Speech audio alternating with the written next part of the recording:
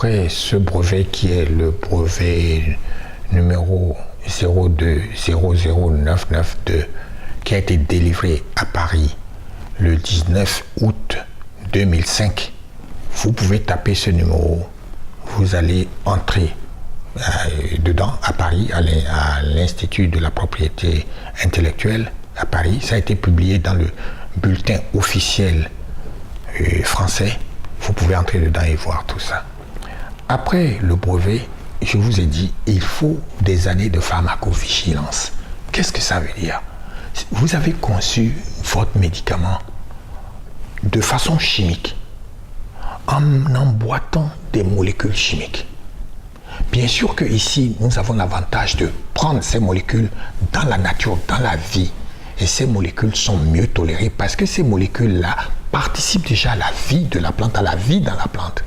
C'est des molécules qui participent à la vie, qui rentrent dans le jeu de la vie.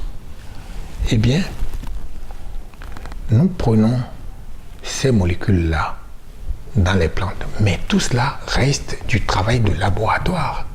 Bien sûr qu'on fait toutes les toxicités aiguës, les toxicités chroniques.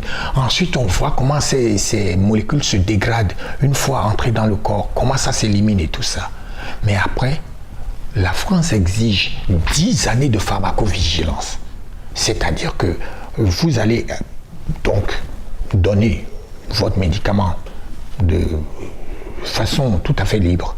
Mais elle, partout, dans tous les pays où ça se donne, va aller surveiller, va être à l'écoute. Est-ce que le VK500 tue les enfants? Nous avons passé ces 10 années de pharmacovigilance avec succès. Mais pour suivre aussi ces 10 années de pharmacovigilance, nous avons décidé de donner le VK500 par nous-mêmes. Les gens viennent se procurer chez nous.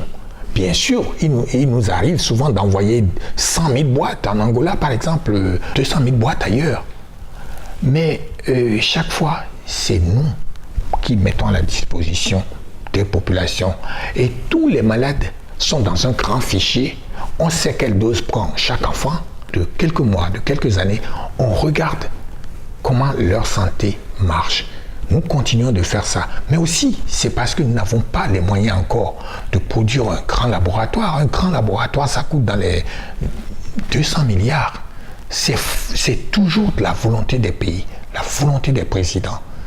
Et une fois qu'on aura ça, on produira chez nous, pour nous, des médicaments sûrs. Et tel est le vœu du chef de l'État.